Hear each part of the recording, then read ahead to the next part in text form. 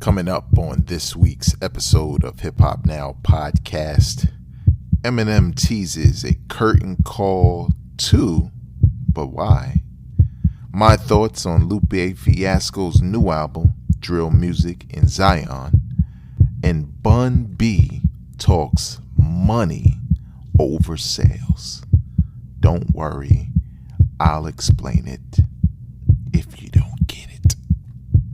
Let's get it. Let's get right to the business. Read these headlines. This album must be gone. This album must be gone.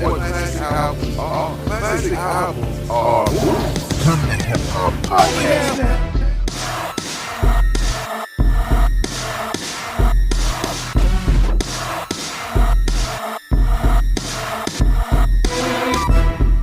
What up, y'all? I am your host, Vegas, and this is Hip Hop Now Podcast, a podcast designed to keep you caught up on all things hip-hop, music, and culture that happen throughout the week. Big shout out to the people who produce this podcast, bring you this podcast, and several other podcasts every week as a plane flies by the house. Sounds like it's flying directly over the house, like it's too close, but you can't hear it. But big shout out to the people who produce this podcast over at patreon.com/hiphopnow. We have some bonus episodes on the way, and one of the podcasts that they brought to the world through their financial support of this podcast, because it provided a couple of things, in order for me, some resources in order for me to do some more stuff like promoting, but like creating podcasts like Hip Hop Twitter. We are in season 2, and the last episode was about, is Jadakiss a lock for the New York City top 10 of all time MC list? Think about it, all time. Does Jadakiss make that list? Top 10 for New York City. If you would like to check that episode out and hear my thoughts, well, the link to that podcast is in the description of this episode. Big shout out to hiphopdx.com, allhiphop.com, djbooth.net, XXL magazine.com, mag, whatever, and a couple of other places where I get some of these stories from. Big shout out to them. Let's get right into the business. Pusha T recently at a concert, festivals, concert, whatever, NVA put together by Pharrell, did a set with his brother, formerly known as Malice, now known as No Malice, of the Clips. Performing together, haven't performed in a while together. And as a result, Pusha T extended his It's Almost Dry, the album that he has out now, but extended his tour following this Clips reunion that happened. And a lot of people were like excited because, nostalgia. And for those who don't know the whole story behind the Clips and the fact that Pusha T used to be in a group with his brother, long story short, the Clips put out, 3 albums together. Most people consider those first 2 albums to be great, if not classic. That's y'all, not me, but they're damn, I wouldn't argue you, to be honest. But after the 3rd album, his brother decided he didn't want to rap about drugs and killing and everything that was bad. And he went, he went back to Christianity. He felt like he wanted to have a better message for the kids that listen to his music. No one should be mad at that. But some people were mad, right? Because the Clips were big time for a certain generation of hip hop fans, and even some other generations like my generation. So it was sort of like, a thing you didn't want to happen, but you understood, because breakups in hip hop groups happen. But Pusha T went on to really gain a lot of success as a soloist while No Malice did some things here and there, but nevertheless sort of stayed out of that spotlight.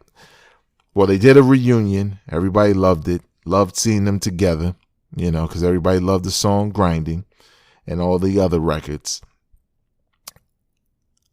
And people on social media started to, start to get thirsty for Clips album, like a reunion album. Like, let's let the next Pusha T project be a reunion Clips album produced by Pharrell. I would say to that, no, because it's almost impossible, right? Now, No Malice is not like Mace, right? Mace was very confusing. Mace is like, yo, I'm leaving for God. Okay, we get it. You're not Mace anymore. And then he came back and he tried to do a little Christian rap, and, people were cool, but it was like, it's not the same. But then he kind of came back as Murder Mace, and it was like, well, wait a minute. You're not even coming back as Bad Boy Mace. You're coming back as Murder Mace. And some of the things he would say is like, wait a minute, isn't he a pastor? So it's a thin line between when you're doing stuff like that, right? You have to make a decision on who it is you are musically and what kind of lyrics and what kind of message you're going to have for the world. And especially when you swing hard in one direction with the Clips and it's all about street talk and drugs and guns and chicks and, spending money. And then you swing all the way the other way, and it's only about Jesus and God and Savior and stuff like that. And, I'm not trying to offend anybody, but those are two extremes. And you can't meet those extremes in the middle unless you're DMX. Because when DMX came out, it was clear that he was sort of like, he was really religious, but he was still a thug. So the hardcore stuff was there, but he had the prayer. It was confusing to me, but not too many. And I think that's sort of difficult when you have a situation where an artist doesn't enter the hip hop game in that way originally, because then it wouldn't matter, right? If Malice or No Malice was what he was on Grinding, and he had a couple of religious bars for you, but it was still all a hit, you wouldn't think twice about a reunion. They wouldn't even be broke up as a group. But when you stay away from the eyes of the fans for that long, they don't really miss you anymore. Even though they missed them when they saw him, but their expectations would be, oh, we want, Malice from Grinding to be back. And that's just not the case. But nevertheless, I'm making it sound like more than it actually is. But it's just something that happened on social media. It happened recently, and it was worth talking about. Recently, Bun B he was on a podcast of some sort. Now, I saw this because I follow Royce the 5'9", and he had posted this on his Instagram, and the caption read, "Bun B shares the truth about the music industry." And Royce put in the caption, "Napalm Bomb." And it was really interesting. The clip was really interesting because he was speaking some straight facts. Now, let me read a little bit for you guys who are like, man, I ain't got no time to be reading all of that, whatever. But this is on hiphopdx.com. They have a whole article with quotes and the video and all that good stuff. But here it is. Bun B's full keynote speech finally premiered on YouTube this week, and Royce the 5'9" was among those listening intently. On Tuesday, June 21st, if you're from the future, you know what to do. Get your ass out of here.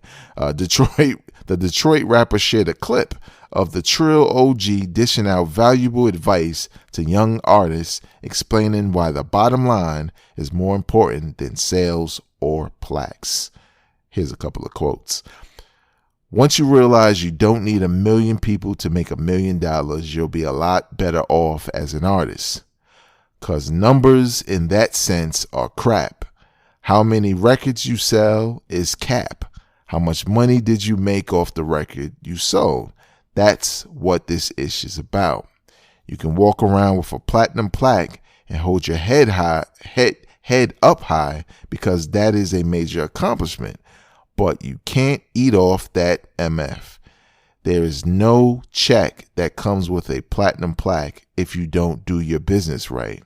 So you got to decide if you want to be famous or you want to be rich, because in the music industry and entertainment, that is on most levels two totally different things.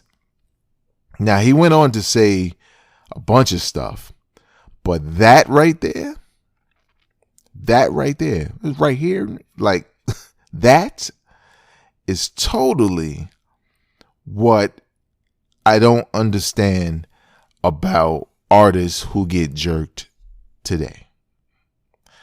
Now, back in my day, right? We'll take it back in my day, back in the 90s, right? This kind of information wasn't well known. You either were in the industry and you already knew, or you already got jerked, or you just happen to know someone who was in the industry who passed on the game. But nowadays we have shows like Unsung that give you a lot of behind the scenes on the rise and fall of your favorite artists and how some of them wound up broke, right? We have the internet. We have people on YouTube doing their own research and putting out their own versions of documentaries. We have Wikipedias. We have all these ways to find out that when you get a record deal, you have to fight for certain things. And it is true what he's saying, because I'll give you one real world situation that wasn't necessarily something I experienced or anything that I just found out about, right? Because I've been studying the music industry before I had a college degree because I thought I might be in the music industry, in business. But, for example, I know a woman who works in social services in New Jersey. And, social services, family protective services, got kids or whatever. And this woman had one client who was a famous artist, but she didn't peep it at first, right? And when I say famous, I don't mean like right now, like, oh, it was Drake's house. No. But a well-known artist, right? From maybe a couple years ago. You would recognize her if you saw her, dipped out in the gear they would wear. But nevertheless, she was talking to this woman and she was like, damn, this woman looks familiar. And then she just happened to look up and she saw on the wall like platinum plaques, and she was in gold plaques. And she was like, oh, that's who that is. But then it dawned on her, wait a minute. I'm in like this lowly apartment that only really has like a couch and a TV. She lives here? She pulling up in that car? How is that possible? Especially when you have plaques to show that you're a platinum recording artist.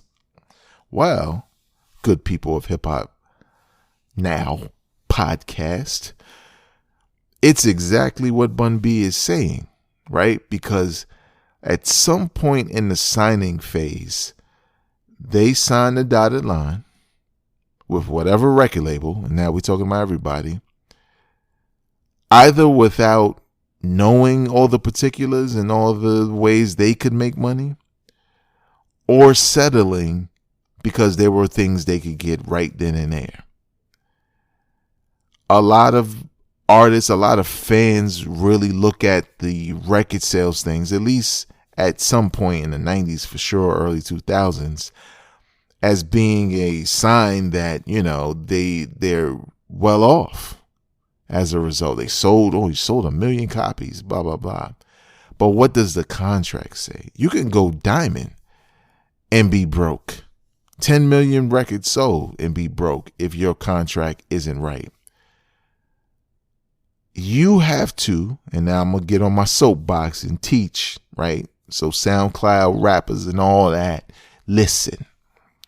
But you have to know that, or basically, you have to know what happens to you when you fail, when you don't meet these certain deliverables, and not even just deliverables, but these points or whatever within your contract.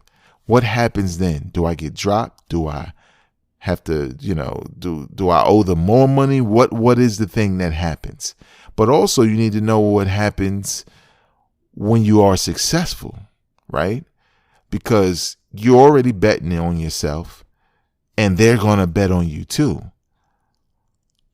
But there's going to be a contract, an agreement that says, oh, well, if I'm successful, right? Like if I go platinum, which is hypothetical, this doesn't always happen for everybody, almost nobody. But my album come out and my contract from the beginning said I'll make $1 off of every album sold. And the CD or whatever sell, is $10 a pop or whatever. But I wound up going, quadruple, double platinum, quadruple, triple, what's 5? Quadruple, whatever, 5 times platinum. You got a bag coming in the royalty check. And you know that because you were that successful, the show money is going to be even more.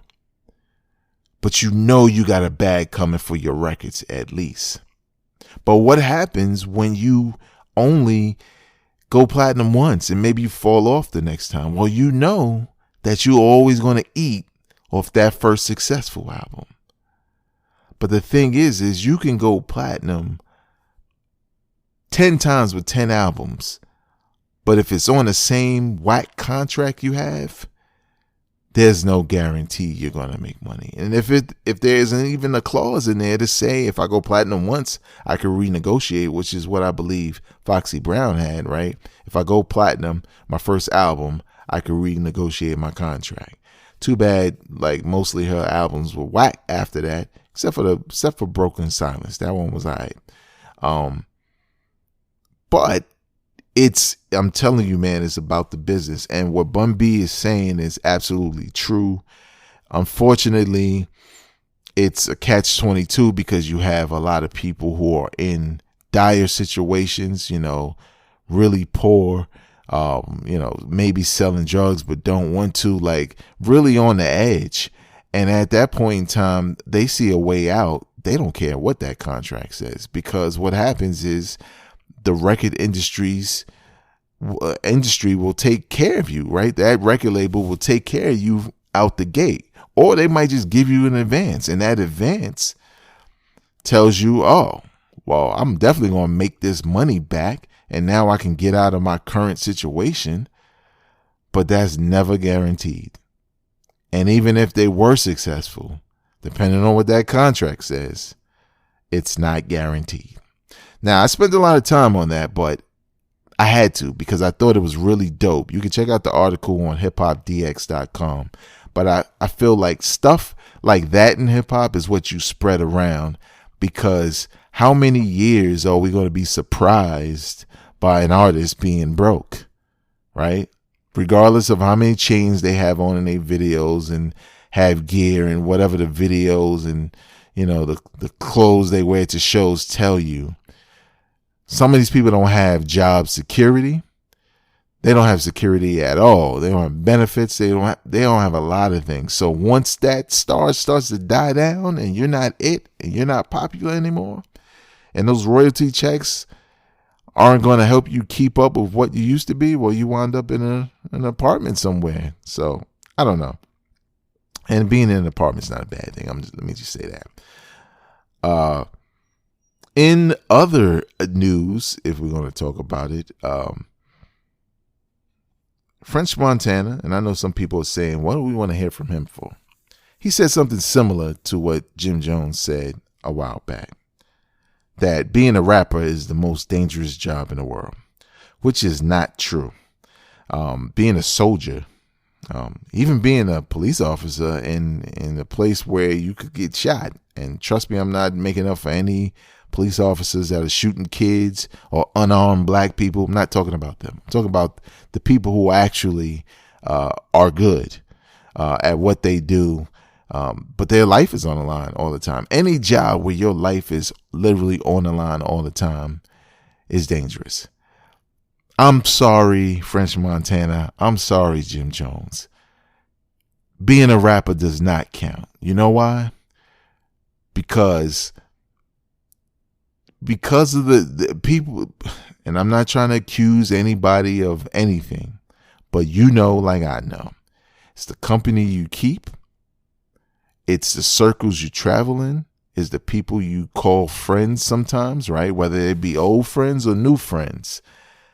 When you put yourself in certain situations, in the crosshairs of certain people, you're going to have that problem. There's some rappers whose content and the people around them are so far from anything violent, even with their fan base, that they never have these issues. Nobody's shooting up a Childish Gambino concert. No one. If somebody is, they're probably somebody crazy who just decided they were going to do it. But it won't be because he's rapping. It just won't. I know he's slapping people, but Will Smith, right? When he was doing his shows, right? He didn't have no beef with gangs based off of things he said or who he was running with or who's on his team or none of that, right? He's just doing Spring Break. Missy Elliott, same thing. You telling me Missy got beef like that? No. So when these rappers say these things, they conveniently ignore the company they keep, the lifestyles they've either led or continue to lead. And it's not a secret. Dudes will throw gang signs in your face in videos. So the thing is you're talking to a certain crop of people. Now, no one should be shot because they're getting robbed. And I'm not trying to say Lil TJ did anything to deserve any of it. But the wolves are looking at certain guys. And not saying that Childish Gambino can't get robbed. But guess what? They don't see no chain. They don't see bricks of money on Instagram. They probably don't even know where he is to try to rob him. They probably think he doesn't really have that much money. Or they may assume he has a lot of money and it really doesn't. But he's not the only one, because everybody can get robbed, right? Doesn't matter if you're rock, jazz, whatever. You look like a Vic, you're going to get robbed. But in hip hop, sometimes we tend to ignore the things that are blatant to everyone, which is the company you choose to keep. Now, y'all remember back when Snoop had some words to say about Eminem, and it seemed like it was getting really personal, and I was hoping it wasn't going to be a battle because that doesn't make any sense whatsoever. Well, Snoop and Eminem just put out a new record called, let me find it. The record is called something From the D to the LBC. D being Detroit. Don't be that guy. I listened to some of it, watched some of the video. I mean, it's kind of what I expected, right? The track is cool. Eminem is speed rapping. Snoop is doing a little speed rapping. M probably made the beat, but it's not as bad as I remember his beats being. And his beats were bad to me back in the days, not because they were like the worst beats ever. It's just that he make like dark carnival beats. Like if you went to a carnival that was hip hop infused, but it still had to be carnival music, those are Eminem's beats. The track was fine, but I wasn't excited. But Eminem has now got a couple of fans excited at the fact that he is confirming, especially based off of this surprise single, but confirming a sequel to Curtain Call. Curtain Call was like a greatest hits for Eminem, but Curtain Call, well, this will be called Curtain Call too. But Curtain Call was more of a greatest hits. I think it followed the Whack album Encore. So it will be Curtain Call too. Now, this is necessary considering his catalog post the first Curtain Call, which was released about 17 years ago. This is more so, I'm assuming, either like Curtain Call 1 with all the new hits or everything after the Curtain Call. So I'm tired of saying Curtain Call, right? But nevertheless, let's think about that real quick. I did a tier list of Eminem albums and rated them from hot to trash. And obviously, the early Eminem albums are what made him. And people tend to feel like those first three, right? Slim Shady LP, Marshall Mathers LP, and the Eminem Show is like his trinity. After the Eminem Show, downhill. That is correct. Because the album that followed, Encore, was complete garbage. And Eminem went away, but Curtain Call came out. And that did well for him because it contained his greatest hits. So flash forward several years later when he finally comes out again with new music with Relapse. And I will say the second half of Eminem's run becomes a little difficult to remember what was dope because you don't remember what was on what album, because even though he's had good albums in recent years, you kind of forget like that first album run, those first three albums, those songs are memorable because that's Eminem to everyone. But it's this later Eminem, the 18, black beard and the hat. What's under that hat besides black hair? I'm thinking it's a bald spot, but whatever, right? Some people don't like that Eminem. But, he murdered Music to Murder By. That was pretty good.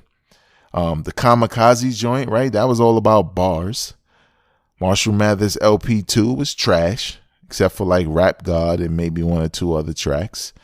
Whatever the name of that album was, that he was supposed to be dissing Donald Trump and, talking about police brutality, was complete trash, poorly executed, and not for his messages, but he took the skill out of it, and that's what made it so uncharacteristic from what you're used to. It was complete garbage, but that's why we got Kamikaze. Before that, what was before that? After Relapse was the album Recovery, and that was a different look for Eminem. It was probably the most pop-oriented album he's ever done. A lot of people consider some of Eminem's tracks pop because some of his early tracks that were successful, all the My Name Is and all that, some of them were pop, but some of them were hip-hop. But Recovery, like, the music was pop. That's what was different versus those other songs. But nevertheless, when I saw the word excitement in this story, I'm like, really? Because who gets excited for greatest hits if you already been buying the music? Right? It's not like it's something new. Now, what I think is going to happen, because I believe it sort of happened previously, is there's going to be a couple of new tracks, and I believe this song with Snoop is one of them. I'm an Eminem fan, and I like the run he was on once he did Kamikaze. He was kind of on point with everything he did from then on. But I think it's too much too soon. I feel like he needs to take longer breaks. And this is a trend he set, right? Because once that, again, we're going to call it again, once that Encore album came out and it was whack to us, Eminem didn't drop another album for a minute. And that was Relapse. And I think people were more willing to hear what he had to say because it had been such a long time since you heard from him. So, am I excited? Not really. Am I curious? Sure, that's why I chose to talk about it. But let's talk about an album that did drop, that came with some hype, but also some hype that he started. By, I believe, like Pusha T, there were two people who said stuff about their albums that made me say, I'm going to sit and wait to see if it's true. Pusha T swore to us up and down before it came out that his latest album is a classic. Is it a classic? I don't think so. Is it one of the best of this year? Yep, easily. And I didn't say that originally. But the other person was Lupe Fiasco, who said either one of the two things. I can't remember, so don't quote me on it. But he said one of these. He either said it's like Illmatic or it's better than Illmatic. When I say it's like Illmatic, it's like it's the Illmatic of today. Or he said it's better than Illmatic. Now, that's kind of like hype propaganda talk. Because when I pressed play, I was like, well, I guess so. The album is not whack, y'all. The album is called Drill Music in Zion. And it surprisingly, it features a very varied sound from Lupe. Not anything he's never done before, but when you make a statement like that about Illmatic, I thought there would be one focus sonically, but it's actually not. There's spoken word in there, like typical, Lupe Fiasco albums, but there's different looks, and there's some stuff on it I feel like was radio play. Not necessarily throwaway for radio, but nevertheless, something that you would pitch to radio stations to play.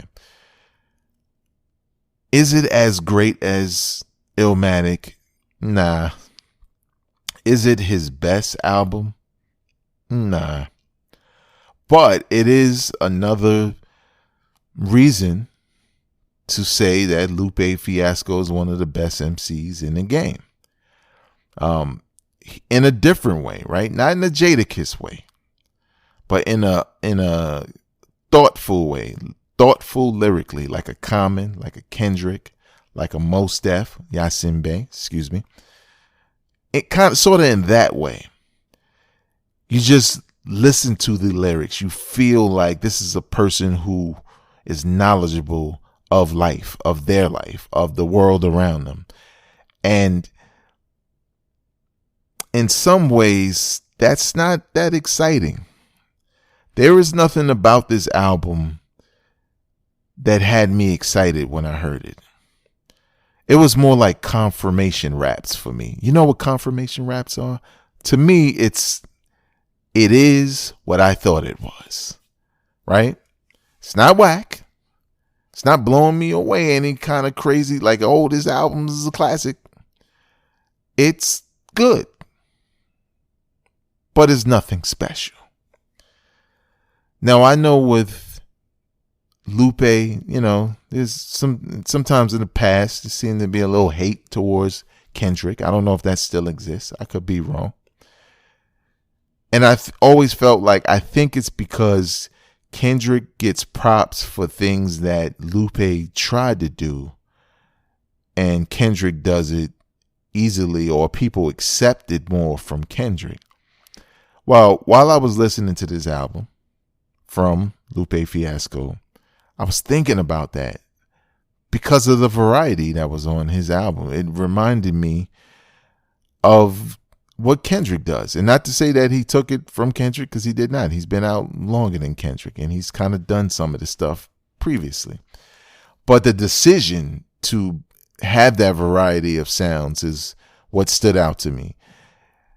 The difference between Kendrick and Lupe is they both can rhyme.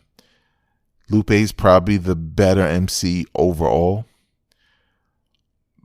But Kendrick can switch up flows and it's clear. Lupe doesn't. Lupe is kind of like, his voice sounds the way it sounds. But let's just go in the bag of the people, the hip hop MCs or rappers that have called Kendrick's music like widow rap. I think they're both widow rap, but there's a distinct difference, right? Lupe sounds like a weirdo and Kendrick can sound like a weirdo. There's a difference. Kendrick can sound like a weirdo, but then he can sound like he's from Compton, and he will make a record like he's from Compton. When Lupe makes a record to say, hey, I'm from Chicago, it's not the same. You see what I'm saying? And it doesn't matter what neighborhood he comes from. It's not the same vibe. He doesn't convey it because he's a little bit more, I don't know, he just sounds different. Right? But Kendrick can step into these different roles and be whatever the track calls for. Lupe can only do that with his words, but he will never sound convincingly like anything other than what he always is. And that's the difference. Now, not to compare the two, but considering Kendrick has just released an album, listening to Lupe's album and hearing him talk about, better than Illmatic or like Illmatic or whatever, that was the expectations he set. And he did not meet or surpass them. But he didn't disappoint either. So if you heard any of this that Lupe was saying before this album dropped and you're expecting, better than Illmatic, you're going to be let down.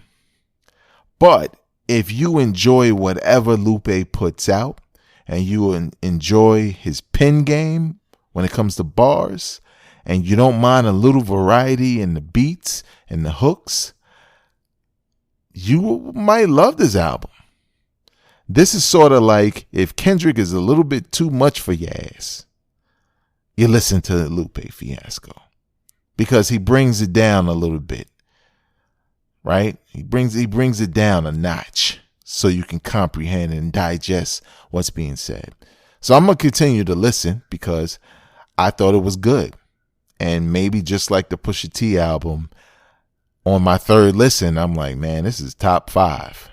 Because it takes a while to absorb, all those bars and lyrics and, double entendres and triple entendres. It takes a while to absorb all that. So we'll see. That's going to do it for me for this week. You can follow me on Instagram, Twitter, TikTok, if you will, at Vegas World INC. And if you have a Facebook page, you can visit facebook.com/hiphop right now. If you would like to become a Patreon supporter of Hip Hop Now podcast, visit patreon.com/hiphop now. Until next time, I am not a critic. I'm a fan. Peace.